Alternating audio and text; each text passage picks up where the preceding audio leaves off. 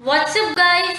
So, today we are going to start with the first chapter, that is the portrait of a lady. The author of this short story is Khushwant Singh. चलो, ये जो हमारा lesson है, the portrait of a lady, एक autobiographical description है author का और उनकी दादी के बीच के रिश्ते का. ये जो हमारा लेसन है ये बहुत ही ब्यूटीफुली डिस्क्राइब करते हैं कि कैसे समय के साथ साथ उनके रिश्ते में बदलाव आया. इस स्टोरी के थ्रू जो ऑथर हैं खुशवंत सिंह, ये बहुत ही इमोशनल ट्रिब्यूट देते हैं अपने प्यारे से रिश्ते का जो कि इन्होंने अपनी दादी के साथ शेयर किया था.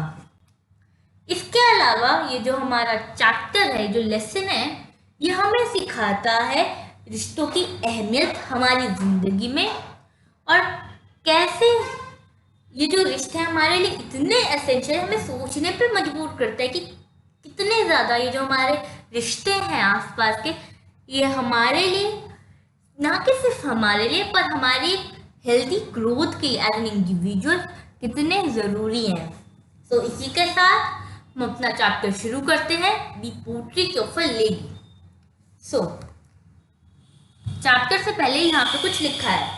Notice these expression in the text and for their meaning from the context.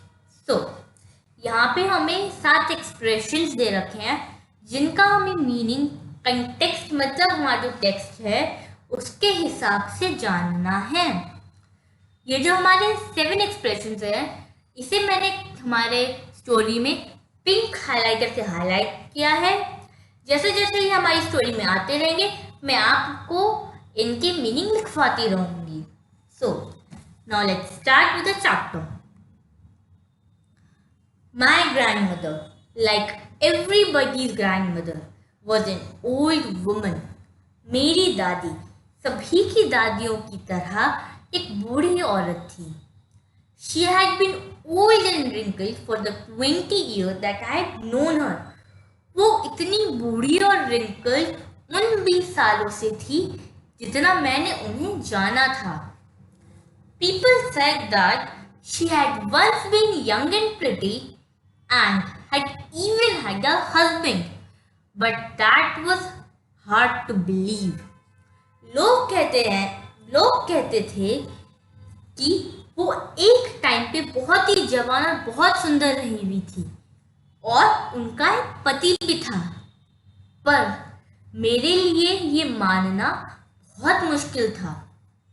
My grandfather's portrait hung above the mantelpiece in the drawing room.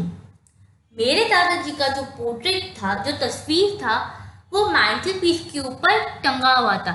सो बच्चों, मैंटल-पीस क्या होता है? मैंटल-पीस एक शेल्फ होता है जो कि जस्ट फायरप्लेस के जस्ट ऊपर होता है. अब आजकल अगर हमें ठंडी लगती है तो हम लोग तो हीटर ऑन कर लेते हैं, हम हीटर का यूज़ करते हैं सर्दियों में. बट पहले के टाइम में जब हीटर नहीं हुआ करते थे तो लोगों के घर में एक ऑलरेडी बिल्टअप अंगीठी टाइप्स होती थी जिसमें वो लोग लकड़ियों से आग जलाते थे. जैसा कि अगर आपने पुरानी तो नहीं था, जैसा कि आपने मूवीज में देखा होगा, ऐसे ही मैंटल पीसेस उसमें होते होंगे, राइट? जैसे हम लकड़ियों से आग जलाते हैं, एक जगह अलग से उसके लिए होती थी. अब ये जो जगह थी इसके जस्ट ऊपर जो शेल्फ हुआ करता है उसे हम मैंटल पीस कहते हैं. ऑलराइट. सो मेरे दादाजी की जो तस्वीर थी वो मैंटल पीस के जस्ट ऊपर टंगी हुई थी ड्राइंग रूम में. He wore a big turban and loose fitting clothes. So यहाँ पे ऑथर हमें उनके ग्रैंडफादर की जो पोर्ट्रेट है उसका डिस्क्रिप्शन दे रहे हैं कि वो एक बहुत बड़ी पगड़ी पहनते थे और लूज फिटिंग क्लोथ्स पहनते थे. His long white beard covered the best part of his chest and he looked at least 100 years old. उनकी लंबी बड़ी सफेद दाढ़ी आधे उनके चेस्ट का बहुत अच्छा पार्ट कवर करती थी. बहुत अच्छा पार्ट मतलब आधे से ज्यादा हिस्सा, उनकी जो चेस्ट थी उसका कवर करती थी और वो कम से कम 100 साल के लगते थे। He did not look the sort of a person who would have a wife or children. वो ऐसे इंसान नहीं लगते थे जिनकी एक पत्नी या बच्चे हों। He looked as if he could only have lots and lots of grandchildren. उन्हें देख के ऐसा लगता था कि इनके तो से बहुत सारे मतलब बहुत ही सारे पोते और पोतियां होंगी। As for my grandmother, being young and pretty, the thought was almost revolting. और बात रही मेरी दादी के सुंदर और जवान होने की, the thought was almost revolting. So ये हमारा फर्स्ट एक्सप्रेशन आता है, the thought was almost revolting. इसका मतलब क्या होता है बच्चों? Very hard to believe. मैं मान ही नहीं सकता था, बहुत मुश्किल था मेरे लिए मानने के लिए कि मेरी दादी भी कभी बहुत जवान और सुंदर हुआ करती थी। So means very hard to believe.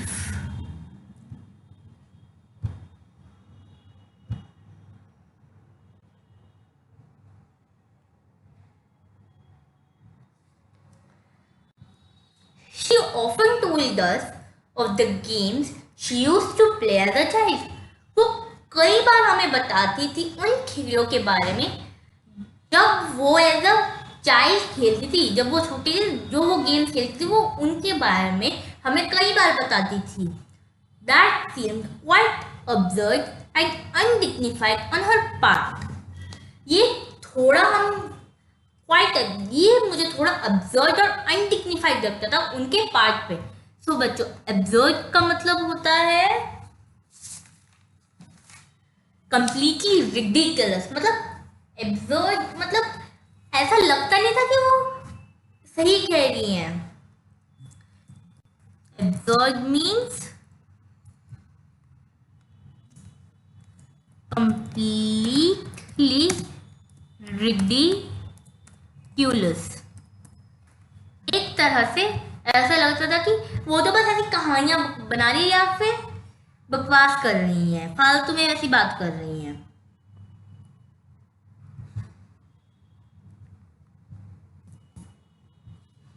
और अनडिग्निफाइड का मतलब होता है बच्चों appearing foolish and unseemly.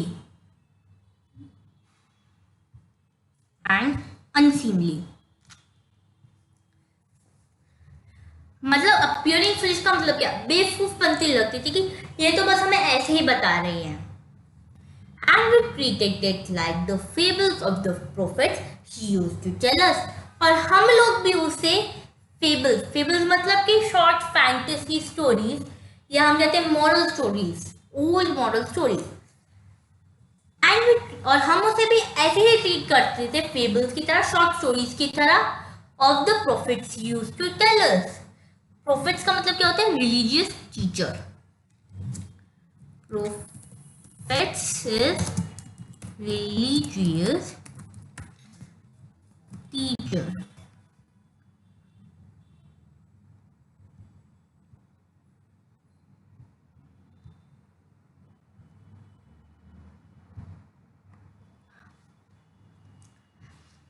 हम भी उसे ऐसे ही फेबल्स की तरह ट्रीट करते थे जो कि वो हमें बताया करती थी। She had always been short and fat and slightly bent. वो हमेशा से थोड़ी सी छोटी, थोड़ी सी मोटी और हल्की सी झुकी हुई थी। हल्की सी झुकी हुई का मतलब क्या होता है? समय के साथ जैसे जैसे आप एजेड होने लगते हो, जैसे आपकी उम्र बढ़ती रहती है, तो जो आपकी स्पाइनल कॉर्ड होती है ना, बैकबोन, वो हल्की हल्की झुकने लग जाती है। इसलिए उनकी जितनी थी वो हल्की सी झुक गई थी। Her face was a crisscross of wrinkles running from everywhere to everywhere. जो उनका चेहरा था वो रिंकल्स से क्रिसक्रॉस मतलब ढका हुआ था, हर जगह उनके रिंकल्स थे।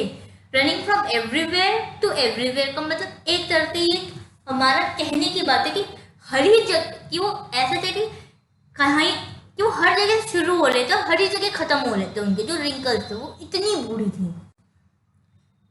No, We were certain she had always been as we had known her.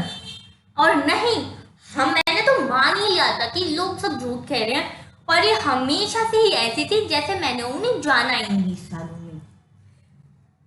Old, so terribly old that she could not have grown older and had stayed at the same age for 20 years. बूढ़ी, वो इतनी ज्यादा बूढ़ी थी कि वो इससे ज्यादा और बूढ़ी हो ही नहीं सकती थी. और शायद इसीलिए वो 20 सालों के लिए वो 20 सालों के लिए उसी एज पे थी. इसका मतलब क्या हुआ? इसका मतलब ये है कि 20 सालों में जो हमारे ऑथर हैं खुशवंत सिंह, उन्होंने उनमें कोई चेंज ही नहीं देखा उनके फिजिकल अपीयरेंस में. वो इसलिए ये कह रहे हैं कि वो इतनी ज्यादा बूढ़ी थी कि इससे ज्यादा ना वो एज के साथ अब बूढ़ी ही नहीं हो सकती थी. इसलिए मुझे तो ऐसा लगता है कि 20 सालों के लिए उनकी जो उम्र थी ना वो उतनी की उतनी थी. वो ना 1 साल बड़ी ना 1 साल गठी. She could never have been pretty, but she was always beautiful. So बच्चों, एक बहुत ही प्यारी लाइन कही है हमारे ऑथर ने कि वो सुंदर तो नहीं हो सकती थी, मेरे हिसाब से वो कभी सुंदर ही नहीं हो सकती थी, लेकिन वो बहुत ही ज्यादा खूबसूरत थी. अब कुछ बच्चों को यहाँ पे कंफ्यूजन होगा कि वो सुंदर नहीं हो सकती थी लेकिन वो खूबसूरत थी.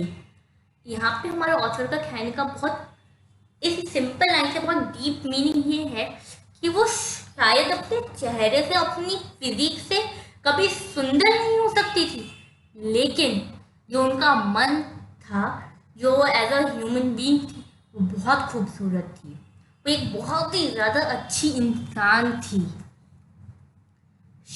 She hobbled about the house in spotless white, with one hand resting on her face to balance her stoop and the other telling the beads of her rosary. She hobbled about the. इसका मतलब क्या हुआ? hobble का मतलब होता है बच्चों बहुत ही अनस्टीडीली वॉक करना या फिर थोड़ी फनियर तरीके से. जैसे कि आपने देखा होगा एज के साथ जब आपकी कमर झुक जाती है तो आपके लिए चलना ना, बैलेंस करके चलना थोड़ा मुश्किल हो जाता है. तो फिर वो हल्के से अपने आप को सीधा चलाने के लिए बहुत अलग तरीके से चलती थी. उसे हमने कहा हॉबल. हॉबल का मतलब वॉक अनस्टीडीली.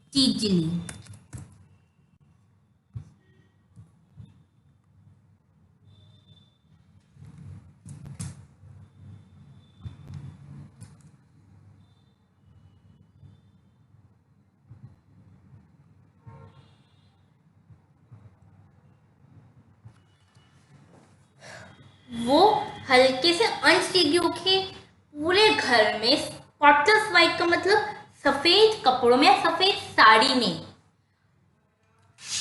वो पूरे घर में सफेद साड़ी में घूमती थी, थोड़ा हल्का सा अजीब तरीके से चलते हुए. उनका एक हाथ हमेशा उनकी कमर पे होता था जिससे वो अपना स्टूप का मतलब वैसे ऊबड़ होता है. ऊबड़ क्या होता है बच्चों? जो हमारी नेक एरिया होती है ना, नेक एरिया और स्पाइनल कॉर्ड का जो थोड़ा ऊपर का एरिया होता है, जब वो हिस्सा आपका थोड़ा उठ जाता है और आपकी गर्दन झुक जाती है तो उसे हम स्टूप कहते हैं.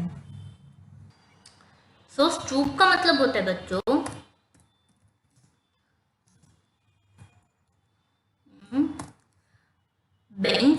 bend one's head or body forwards and downwards. मतलब जब एक इंसान का सिर थोड़ा नीचे हो जाता है और उनकी जो बॉडी है वो हल्की सी आगे और पीछे की तरफ झुक जाती है. तो एक हाथ उनका अपनी कमर पे होता था अपने स्टूप को बैलेंस करने के लिए और वो अपने दूसरे हाथ से बीड्स ऑफ रोजरी उन्हें पढ़ती रहती थी. अब रोजरी क्या होता है?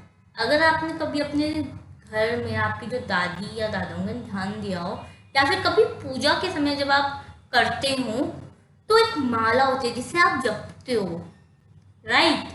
वो 108 बीड्स की माला जो होती है उसे रोजरी कहते हैं. So a rosary is a string of beads. Rosary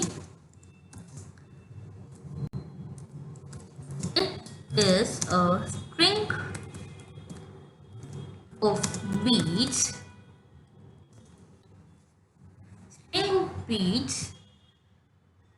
that is used for praying,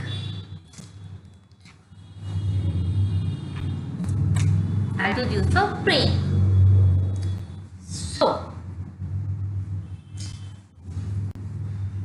her silver locks were scattered untidily over her pale, puckered face,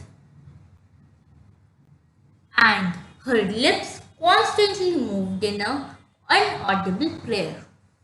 तो उनके सिल्वर लॉक्स का मतलब उनके जो सफेद बाल या सिल्वर बाल वो उनके चेहरे पे अनटाइडली बिखरे होते थे और जो उनका जो चेहरा था वो बहुत ही मतलब पीला सा, पकड़ का मतलब हो गया रिंकल्स सा था, रिंकल्स जो कि एज के साथ हो गया, जो उनका जो फेस था, सो उनके जो सफेद बाल थे वो अनटाइडली उनके पीले और रिंकल्ड फेस पे बिखरे रहते थे और जो उनके होठ थे वो कॉन्स्टेंटली एक इनऑडिबल प्रेयर में हिलते रहते, मतलब वो मन ही मन में कोई प्रेयर करती रहती थी और उनके जो क्या कहते हैं होठ थे, लिप्स थे, वो उसी प्रेयर पे मूव करते रहते, हिलते रहते थे. Yes, she was beautiful. और हाँ, वो बहुत खूबसूरत थी, वो बहुत अच्छी इंसान थी. She was like the winter landscape in the mountains, an expanse of pure white serenity, breathing peace and contentment. She was like वो एक सर्दियों के लैंडस्केप की तरह थी माउंटेन्स में. आपने देखा ना कि अगर आप कभी पहाड़ों पे गए हो छुट्टियों में और आपने सुबह उठ के अपनी कहते खिड़कियां खोली और आपने नज़ारा देखा हो, सर्दियों का नज़ारा पहाड़ों पे बर्फ से बिल्कुल ही ढका हुआ रहते थे पहाड़ नॉल, तो वो कह रहे कि वो एकदम इतने सुंदर नज़ारे की तरह थी. N expanse of pure white serenity, इसका मतलब होता है बच्चों जो उनका जो कैरेक्टर था वो बहुत ही काम था, पीसफुल था और वो उनका जो कैरेक्टर था वो बहुत ही सीरीन, बहुत ही होली कैरेक्टर, बहुत ही प्यारा उनकी वो कैरेक्टर था, बहुत अच्छी इंसान थी. So an expanse of pure serenity का मतलब होता है N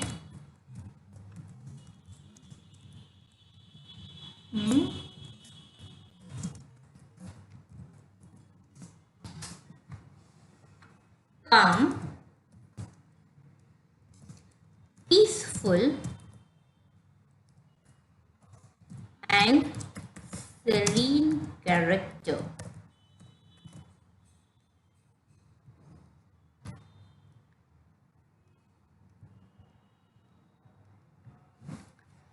breathing peace and contentment, और वो हमेशा पीस और सेटिस्फाइड रहती थी.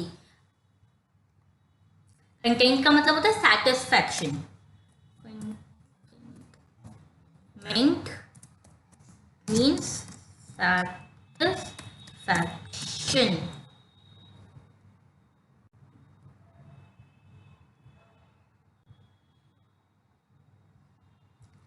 Contentment means satisfaction.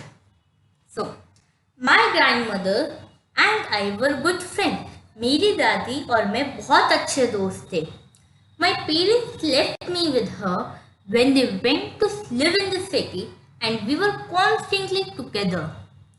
मेरे जो माता पिता थे, जो मेरे पेरेंट्स थे, उन्होंने मुझे उनके साथ छोड़ दिया था जब वो शहर में रहने के लिए गए थे और मैं और मेरी दादी कॉन्स्टेंटली मतलब हमेशा ही साथ रहते थे. She used to wake me up in the morning and get me ready for school. वो मुझे सुबह उठाया करती थी और मुझे स्कूल के लिए तैयार करती थी. She said her morning prayer in a monotonous sing song while she bathed and dressed me in the hope that I would listen and get to know it by heart. वो सुबह सुबह अपनी जो मॉर्निंग प्रेयर थी वो एक monotonous sing song. Monotonous का मतलब होता है बिल्कुल उसी अंदाज में, उसी वे में, हर दिन वो उसी वे में गाती थी। मोनोटोनस का मतलब होता है monotonous, same way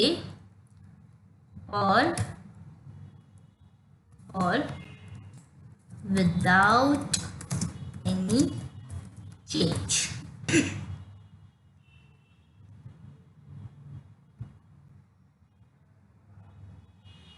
Same way or without any change. So, जो मेरी दादी हमेशा अपनी मॉर्निंग प्रेयर उसी वे में क्या कहते हैं गाती थी। उस दौरान जब वो मुझे नहलाती थी और मुझे तैयार करती थी, इस इच्छा के साथ कि मैं उनकी ये प्रेयर सुनूंगा और उसे बहुत अच्छे से याद करूंगा। नो इट बाय हार्ट मतलब उसे बहुत अच्छे से याद करना। I listened because I loved her voice but never bothered to learn it. और मैं सुनता जरूर था क्योंकि मुझे उनकी जो आवाज़ थी बहुत ज़्यादा अच्छी लगती थी। मुझे प्यार था उनकी आवाज़ से, पर मैंने कभी उसे सीखने की, उसे याद करने के बारे में सोचा भी नहीं। मैंने कभी ध्यान भी नहीं दिया कि उसे मैं लर्न करूँ, उस तरफ मैंने ध्यान ही नहीं दिया। Then she would fetch my wooden slate, which she had already washed and plastered with yellow chalk, a tiny earthen ink pot and a red pen, tied them all in a bundle and handed it to me. उसके बाद वो मुझे मेरा wooden slate, तो बच्चों wooden slate का मतलब होता है एक, अगर आपने बचपन में स्लेट देखी है ब्लैक कलर की, जैसे ब्लैक बोर्ड होते हैं, बस वो ही होता है वुडन स्लेट। और बस इतना कि हमारी क्या कहते हैं वुडन स्लेट जो हमने कभी यूज किया बचपन में वो प्लास्टिक की हुआ करती थी और इसकी वुड की है। सो उसके बाद मेरी दादी मेरा वुडन स्लेट ढूंढती थी, लाती थी, जिसे उन्होंने ऑलरेडी धो दिया है, साफ कर दिया है। उसमें येलो चॉक लगाती थी ताकि मैं उसका यूज कर सकूँ स्कूल में। और एक छोटा सा इंक का अर्दन पॉट का मतलब मिट्टी का बना इंक पॉट लाती थी, एक रेड पेन लाती थी और उन सभी को एक बंडल में बांध के मेरे हाथ में दे देती थी। After a breakfast of a thick stale chapati with a little butter and sugar spread on it, we went to school. एक मोटी बासी चपाती बटर और शुगर उस पर स्प्रेड होता था, उसके खाने के बाद हम लोग स्कूल जाते थे। She carried several stale chapatis with her for the village dog. वो अपने साथ बहुत सारी बासी रोटियां लेती थी विलेज डॉग्स के लिए। My grandmother always went to school with me because the school was attached to the temple. मेरी दादी हमेशा मेरे साथ स्कूल जाती थी क्योंकि मेरा जो स्कूल था वो मंदिर से जुड़ा हुआ था। The priest taught us the alphabet in the morning prayer. The priest मतलब जो पंडित जी थे मंदिर के, वो हमें अल्फाबेट सिखाते थे और सुबह की प्रार्थना, सुबह की prayer. While the children sat in rows on either side of the veranda singing the alphabet or the prayer in chorus, my grandmother sat inside reading the scriptures. जब हम बच्चे वेरांडा के आइदर साइड मतलब हर एक side में रो में बैठ के एक साथ अल्फाबेट या प्रेयर गाते थे, कोरस का मतलब एक साथ गाते थे, तब मेरी दादी मंदिर के अंदर बैठ के स्क्रिप्चर्स पढ़ती थी। स्क्रिप्चर्स मतलब बच्चों ग्रंथ, जो हमारे कहते हैं ना वेद पुराण है, ये वो पढ़ती थी मेरी दादी उस टाइम पे। When had both finished, we would walk back together.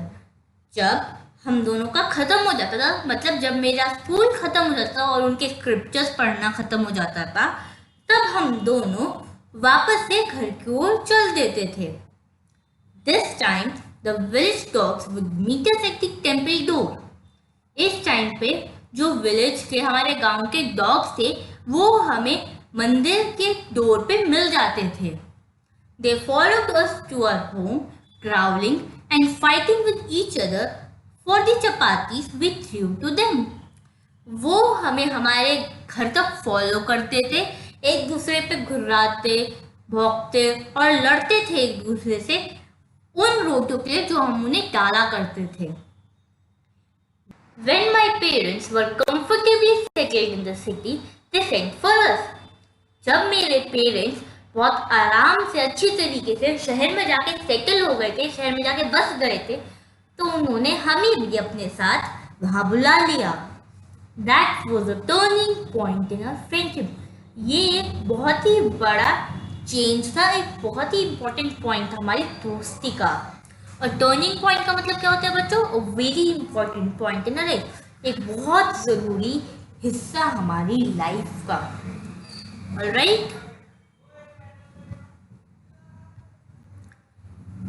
Very important point of our life. Although we shared the same room, my grandmother no longer came to the school with me.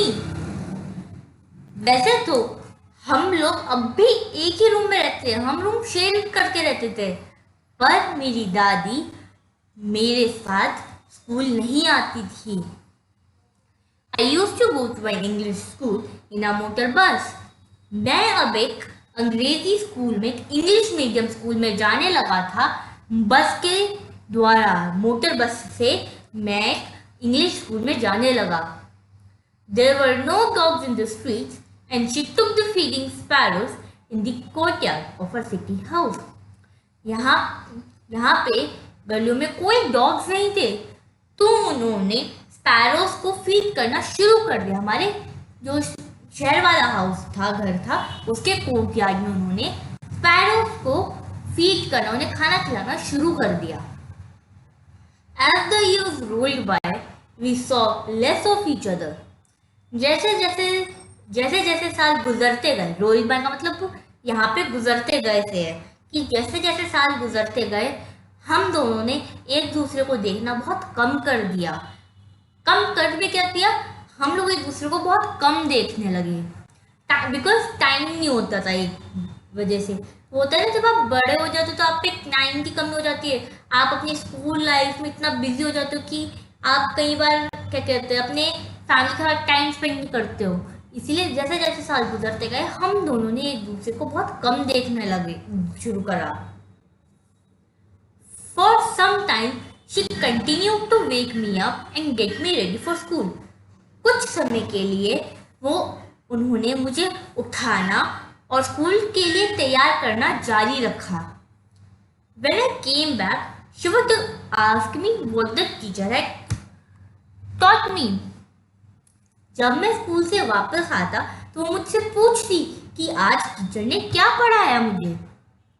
I would tell her English words and the little things of Western science and learning, the law of gravity, Archimedes' principle, the world being round, etc. मैं उन्हें कुछ English words, अंग्रेजी शब्द और वो छोटी छोटी western science की चीज़ें बताता था, जैसे कि ग्रेविटी का लॉ, आर्किमिडीज का प्रिंसिपल, हमारी धरती गोल है, द वर्ल्ड बीइंग राउंड, और etcetera etcetera. This made her unhappy. ये सब उन्हें दुखी करता था. She could not help me with my lessons. अब वो मेरी पढ़ाई में मदद नहीं कर पाती थी. She did not believe in the things they taught at the English school and was distressed that there was no teaching about God and scriptures. उन्हें इन सब में मान्यता ही नहीं थी जो चीज़ें वो मुझे इंग्लिश स्कूल में पढ़ाते थे, और वो बहुत डिस्ट्रेस्ड का मतलब होता है बच्चों अपसेट होना, दुखी होना. ऑलराइट, सो वो बहुत डिस्ट्रेस्ड थी बहुत डिस्टर्ब थी, बहुत डिस्ट्रेस थी कि इंग्लिश स्कूल में भगवान के बारे में नहीं पढ़ाते और ना ही हमारे पुराने ग्रंथ और पुराणों के बारे में। One day I announced that we were given music lessons. एक दिन मैंने सबको बताया, मैंने अनाउंस किया कि हमें म्यूजिक लेसन्स मिल रहे हैं। She was very disturbed. वो बहुत चिंता में आ गई, वो बहुत परेशान थी। डिस्टर्ब मतलब परेशान होना, अंदर से बहुत ही वो महसूस करना, हल्का सा परेशानी महसूस करना। तो हर म्यूजिक हैड ल्यूट एसोसिएशंस, उनके लिए गाना बजाना के ल्यूट एसोसिएशन से। ल्यूट का मतलब बच्चों गलत एसोसिएशन, गलत क्या कहते हैं संबंध थे। ल्यूट मतलब वल्गर थे बहुत। It was the monopoly of harlots and beggars and not meant for gentle folk. उनके लिए गाना बजाना एक मोनोपोली थी हार्लोट्स की और भिखारियों की। बच्चों हार्लोट्स का मतलब होता है प्रोस्टिट्यूट्स की। हार्लोट्स से prostitutes.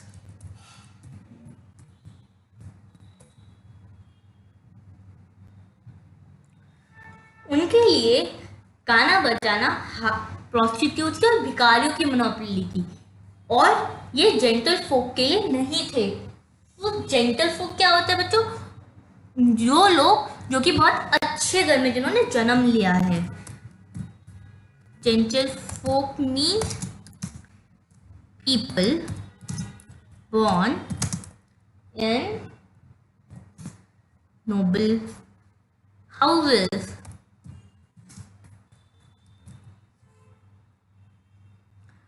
Gentlefolk means people born in noble houses, or those people who are born in noble houses.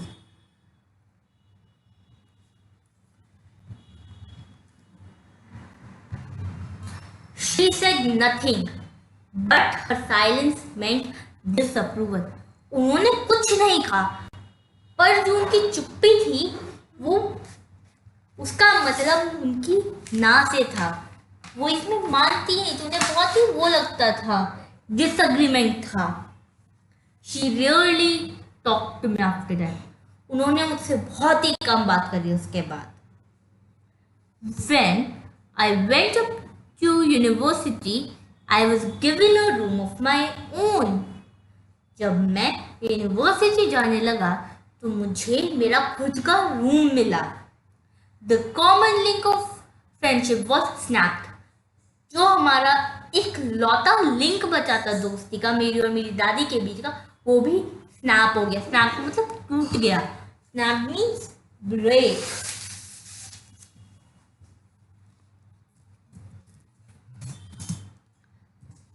Break suddenly, अचानक से टूट गया।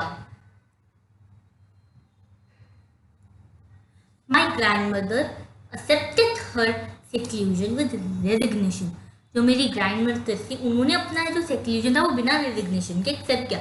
अब एक्सेप्टेड और सेक्लूजन विद रेजिग्नेशन का बच्चों मतलब होता है कि उन्होंने रियलिटी को जो हो रहा था उसे एक्सेप्ट करा, उसे अपनाया बिना कंप्लेन करे, बिना कुछ कहे उन्होंने ये चीज अपना ली। Accepted her seclusion with resignation means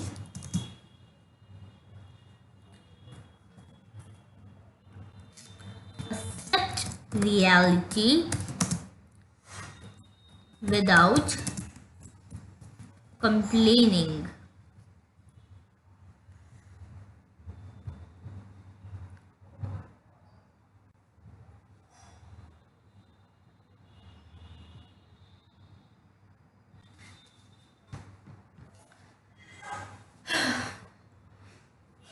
She rarely left her spinning wheel to talk to anyone. उन्होंने मुश्किल से ही अपना स्पिनिंग व्हील किसी से बात करने के लिए छोड़ा। वो किससे मतलब बहुत कम बात करने लगी और अपना सारा का सारा समय अपने स्पिनिंग व्हील पे, जो चरखा होता है ना, चरखा एक तरीके से जिसमें धागे होते हैं, अगर आपने देखा हो गांधी जी का चरखा, बस उसी चरखे पे वो अपना सारा समय बिताने लगी। From sunrise to sunset, she sat by her wheel, spinning and reciting prayers. सूरज उगने से लेकर सूरज ढलने तक वो अपने स्पिनिंग व्हील के साथ बैठती, उसे घुमाती और अपनी प्रेयर्स को गाती, रिसाइट करती। Only in the afternoon she relaxed for a while to feed the sparrows. सूरज उगने से लेकर सूरज ढलने तक में सिर्फ और सिर्फ एक दिन का एक ऐसा समय था कि वो थोड़ा रिलैक्स होती, जब वो स्पैरोस को फीड करती। एक मतलब आफ्टरनून का टाइम, जो टाइम वो स्पैरोस को कोर्टयार्ड में फीड करती, वो टाइम था जब वो थोड़ी रिलैक्स होती और अपने स्पिनिंग व्हील को छोड़ती। While she sat in the veranda, breaking the bread into little bits, hundreds of little birds collected round her, creating a veritable bedlam of chirpings. जब वो वरांडा में बैठती, ब्रेड को छोटे छोटे पीसेस में ब्रेक करती, तब बहुत सारे छोटी छोटी चिड़ियाएं, हंड्रेड्स ऑफ लिटिल बर्ड्स उनके आसपास आके बैठ जाती, कलेक्ट हो जाती और सबके सब एक वेरिटेबल बेडलैम ऑफ चॉपिंग्स बनाती। अब वेरिटेबल बेडलैम ऑफ चॉपिंग्स का क्या मतलब होता है बच्चों? ग्रेट नॉइज जो चर्प करती है ना चिड़ियाएं, चू चू करती हैं, तो वो एक बहुत अच्छी मतलब वो बना देती थी noise.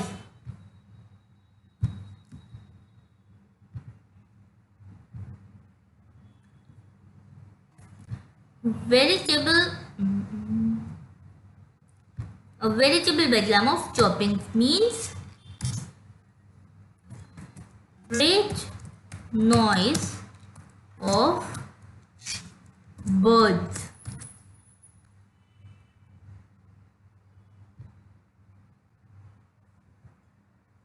Great noise of birds. Some came and perched on her legs. कुछ आती और उनके पैरों पे बैठ जाती। अदर ऑन हर शोल्डर्स, और बाकी उनके कंधों पे। पर्च्ड का मतलब क्या होता है बच्चों? बैठना। पर्च्ड मीन्स बैठना। पर्च्ड मीन्स बैठना या इंग्लिश में set.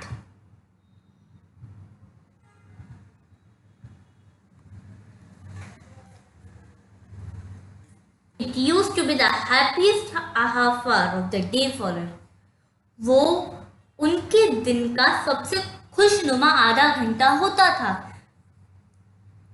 When I decided to go abroad for further studies, I was sure my grandmother would be upset. जब मैंने डिसाइड किया कि मैं अपनी स्टडीज के लिए बाहर देश में जाऊंगा, विदेश जाऊंगा, तो मैं पूरे 100% श्योर था, मुझे लगता था जो मेरी दादी है वो बहुत नाराज हो जाएंगी, अपसेट हो जाएंगी। I would be away for 5 years and at her age no one could never tell. मैं अपनी पढ़ाई की वजह से 5 साल दूर रहूंगा और उनकी एज में कोई कुछ बता भी नहीं सकता था। बट यहाँ पे इसका मतलब है कि मेरी दादी इतनी बूढ़ी हो गई थी कि 5 साल में क्या पता कि वो तब तक जिंदा रहे ना रहे। इसका मतलब ये है। बट माई ग्रैंडमदर कुड, मेरी दादी के अलावा, she was not even sentimental. वो सेंटिमेंटल भी नहीं थी। सेंटिमेंटल का मतलब होता है बच्चों, वो दुखी भी नहीं थी। सेंटिमेंटल मतलब दुखी होना, हैविंग फीलिंग्स ऑफ सैडनेस और nostalgia.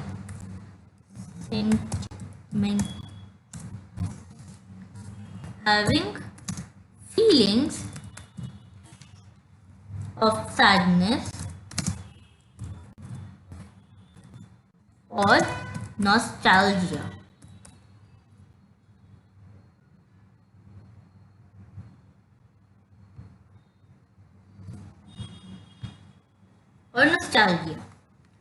She came to leave me at the railway station, but did not talk or show any emotion. वो मुझे रेलवे स्टेशन पे छोड़ने तो आई, पर उन्होंने ना ही मुझसे बात की और ना ही कोई इमोशन दिखाया। Her lips moved in a prayer, her mind was lost in prayer. उनके जो होठ थे वो एक प्रेयर में मूव कर रहे थे, वो प्रेयर बोल रही थी, और उनका जो माइंड था वो भी प्रार्थना में लीन था। Her fingers were busy telling the beats of a rosary. जो उनकी उंगलियां थी वो जो रोजरी के बीज होते हैं, जो माला के आपके बीज होते हैं, वो उन्हें क्या कहते हैं पढ़ने में बिजी थी। Silently, she kissed my forehead, and when I left, I cherished the moist imprint as perhaps the last sign of physical contact between us. चुपचाप उन्होंने मेरे फोरहेड पे किस किया, और जब मैं वहां से गया तो मैंने उस किस को, फोरहेड पे किस को चेरिश किया। चेरिश का मतलब क्या होता है बच्चों? होल्ड डियरली, मतलब अपने से लगा के रखना, अपने दिल से लगा के रखा।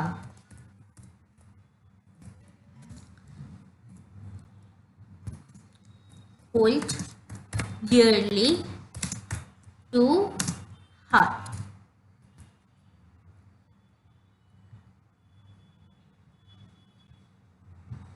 Hold dearly to heart.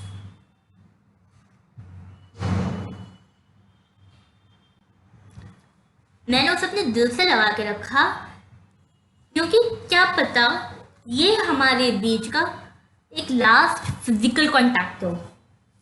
मतलब मैंने उस जो मॉइस्ट इम्प्रिंट था, वो जो मेरे फोरहेड पे मेरी दादी ने किस किया था, उसे मैंने अपने दिल से लगा के रखा, क्योंकि मेरे हिसाब से वो एक आखिरी साइन था हमारे बीच में फिजिकल कांटेक्ट का। But that was not so, पर ऐसा नहीं था। After 5 years, I came back home and was met by her at the station. 5 साल बाद जब मैं अपने घर वापस आया तो मैं उनसे स्टेशन पर मिला। She did not look a day older. वो एक भी दिन ज़्यादा और बूढ़ी नहीं दिखी। वो उतनी की उतनी ही लगी। वो वैसी थी जैसे मैं उन्हें छोड़ा था। She still had no time for words, and while she clasped me in her arms, I could hear her reciting her prayers. उनके पास अब भी वर्ड्स के लिए, मतलब बातचीत के लिए कोई टाइम नहीं था, और जब उन्होंने मुझे क्लैस्प किया, क्लैस्प का मतलब होता है बच्चों होल्ड टाइटली, उन्होंने मुझे टाइटली हग करा, तब भी मैं उन्हें उनके प्रेयर्स गाते हुए सुन सकता था। Even on the first day of my arrival, her happiest moments were with the sparrows, whom she fed longer, and with frivolous rebukes.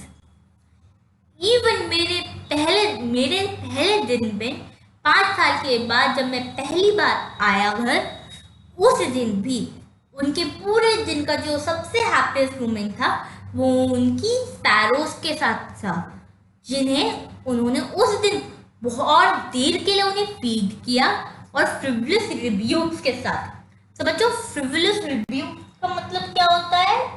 एक सिली मैनर में उन्हें स्कोल्ड करना, उन्हें सिली मैनर में डांटा। अब कैसे डांटा बच्चों? जैसा हमने स्टोरी में पहले पढ़ा कि वो जो स्पैरो थी, वो चिड़ियाएं थी, वो बार बार उनके कभी कंधे पे, कभी माथे पे और कभी पैरों पे आके बैठ जाती थी।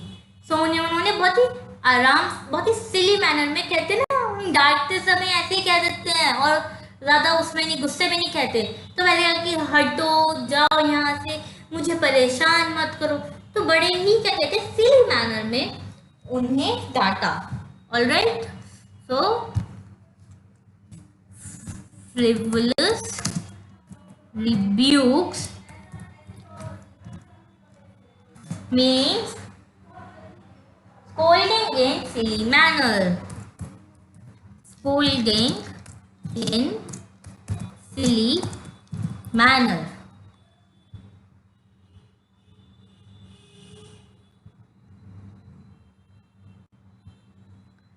In the evening, a change came over her. शाम के दौरान उनमें एक बदलाव आया। शी डिड नॉट प्रे, उन्होंने प्रार्थना नहीं करी। She collected the women of neighbourhood, got an old drum and started to sing. उन्होंने अपनी मोहल्ले की जो जितनी औरतें थी उन्हें इकट्ठा करा, एक पुराना सा ड्रम लिया और गाने लगी। For several hours she thumped the sagging skins of the dilapidated drum. घंटों के लिए उन्होंने the sagging skins of the dilapidated drum. इसका मतलब क्या होता है बच्चों? The poor condition of the drum. यहाँ पे हमें poor condition बता रही थी कि कहीं से वो फटा हुआ सा था, उसका रंग निकला हुआ था। So the sagging skin of dilapidated drum का मतलब होता है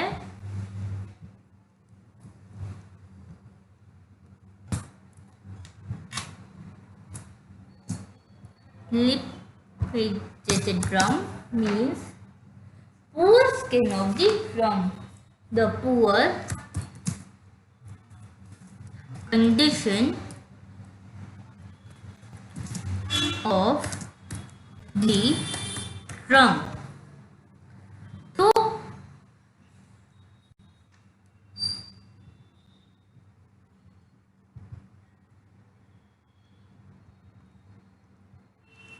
उन्होंने घंटों तक कहते हैं वो पुअर कंडीशन जो ड्रम था उसे बजाया और होम कमिंग ऑफ वॉरियर्स जो गाने थे उसे गाया।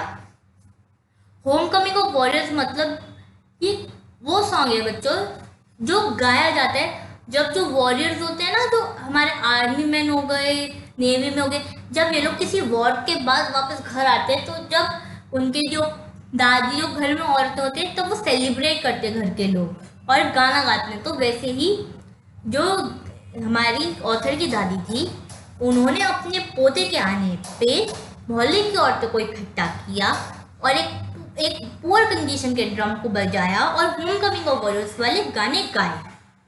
We had to persuade her to stop to avoid overstraining, हमें उन्हें रोकने के लिए मनाना पड़ा ताकि वो ओवरस्ट्रेनिंग ना कर दें। ओवरस्ट्रेनिंग का मतलब होता है बच्चों टायरिंग। ओवरस्ट्रेनिंग मतलब अपने आप को थका ना ले ज़्यादा कि उनकी तबीयत ना खराब हो जाए, इसीलिए। सो ओवरस्ट्रेनिंग is meaning tiring. That was the first time since I had known her that she did not pray. वो पहली बार था तब से जब से मैं उन्हें जानता था कि उन्होंने प्रे नहीं करा, उन्होंने प्रार्थना नहीं करी। The next morning she was taken ill. अगली सुबह वो बीमार पड़ गई। It was a mild fever and the doctor told us that it would go. वो एक बहुत ही हल्का सा फीवर था और डॉक्टर ने भी हमें कहा कि चला जाएगा। But my grandmother thought differently. पर जो मेरी दादी थी उन्हें कुछ और ही लगता था। She told us that her end was near. उन्होंने हमें बताया कि उनका अंत समय पास है। She said that since only a few hours before the close of the last chapter of her life, she had omitted to pray. She was not going to waste any more time talking to us. उन्होंने हमसे कहा कि उनके last chapter खत्म होने से कुछ घंटे पहले उन्होंने प्रार्थना करनी छोड़ दी।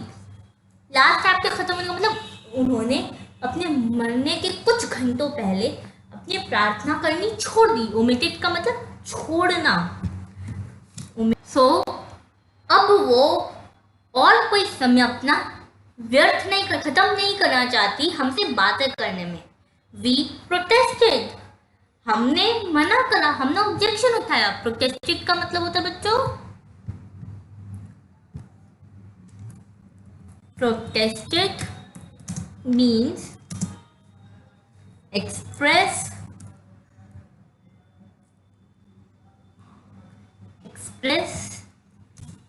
an objection.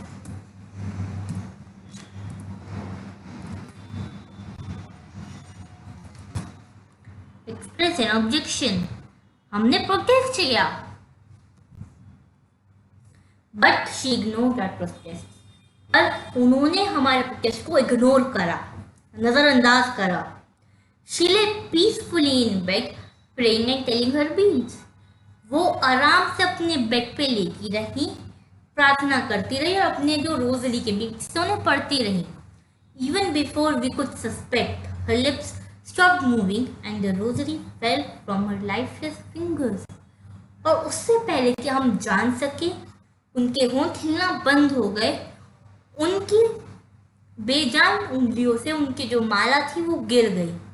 A peaceful pallor spread on her face and we knew that she was dead. एक peaceful pallor, pallor का मतलब होता है पेलनेस, पीसफुल सा पीलापन उनके चेहरे पे आ गया और हमें पता था कि अब वो नहीं रही। We lifted her off the bed and, as is customary, laid her on the ground and covered her with a red shroud. हमने उन्हें बिस्तर से उठाया और जैसा कि कस्टमरी था, कस्टमरी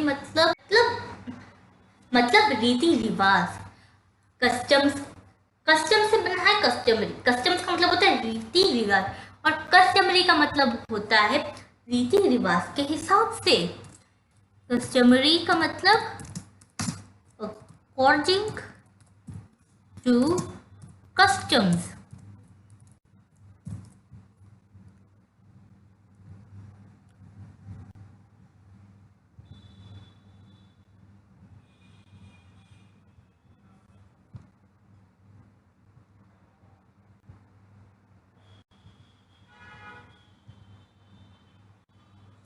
तो हमारे रीति रिवाज के हिसाब से हमने उन्हें जमीन पर लेटाया और उन्हें एक रेड श्राउड से कवर करा। अब बच्चों, श्राउड का मतलब होता है वो कपड़ा जिसमें हम डेड बॉडी को रैप करते हैं। तो shroud means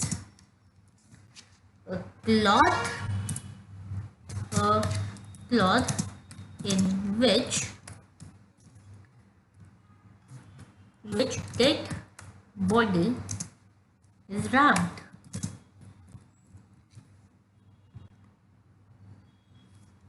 After a few hours of mourning, we left her alone to make arrangements for her funeral. कुछ घंटों की शोक के बाद, मोर्निंग मतलब शोक के शोक के बाद हम वहां से चले गए। हमने डेड बॉडी को, मेरी दादी को वहीं छोड़ा और हम उनके अंतिम संस्कार की जो अरेंजमेंट्स होती हैं हम उसमें लग गए। In the evening we went to her room with a crude stretcher to take her to be cremated.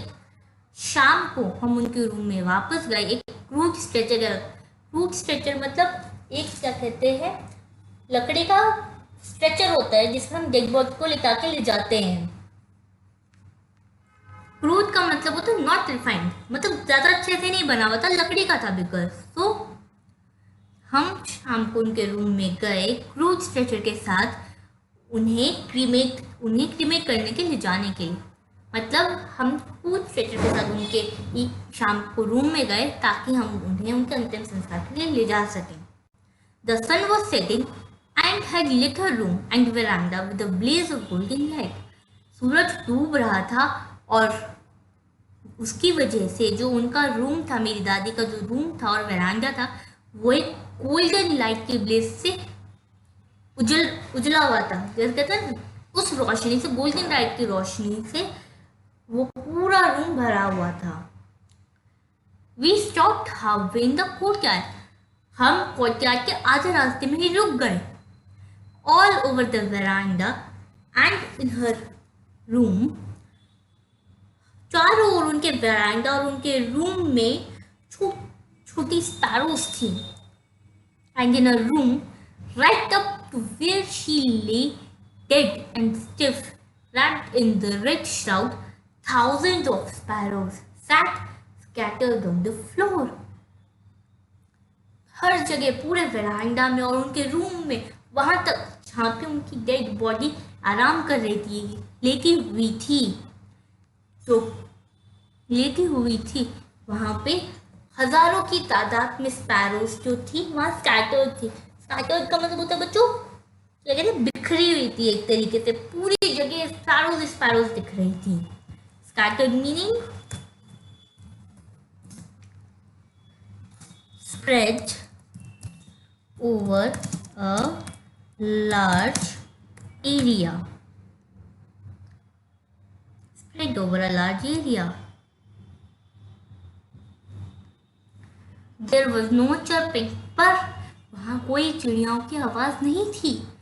We felt sorry for the birds and my mother fetched some bread for them.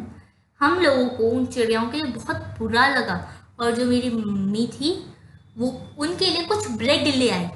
She broke it into little crumbs the way my grandmother used to and threw it to them. उन्होंने, मेरी mummy ने bread को छोटे छोटे टुकड़ों में तोड़ा, उसी तरह जैसे मेरी दादी तोड़ती थी, और उनकी तरफ डाल दिया। The sparrows took no notice of the bread. खाना तो दूर, वो जो स्पैरोज थी उन्होंने उस ब्रेड की तरफ कोई ध्यान भी नहीं दिया। When we carried my grandmother's corpse off, they flew away quietly. जब हमने मेरी दादी के डेड बॉडी को उठाया, कैरी किया, लेके गए, तो वो चुपचाप वहां से उड़ गई। Next morning the sweeper swept the bread crumbs into the dustbin. अगली सुबह जो स्वीपर था उन्होंने उन ब्रेड के छोटे छोटे टुकड़ों को डस्टबिन में डाल दिया। सो इसी के साथ हमारा ये चैप्टर खत्म होता है। अब इसका मॉरल क्या है? इसका मॉरल बच्चों बहुत ही सिंपल है। It teaches us the importance of relationships in our life and how essential these relationships are for the healthy growth of an individual. ये जो हमें चैप्टर है ये हमें रिश्तों की अहमियत समझाता है कि कैसे ये रिश्ते हमारी लाइफ में ज़रूरी है और कितने असेंशियल हैं एक इंडिविजुअल की हेल्थ ग्रोथ के लिए। सो इसी के साथ ये हमारा चैप्टर यहाँ ख़त्म होता है। नेक्स्ट वीडियो में मैं आपको एक नए लेसन के साथ मिलूंगी। तब तक के लिए गुड बाय।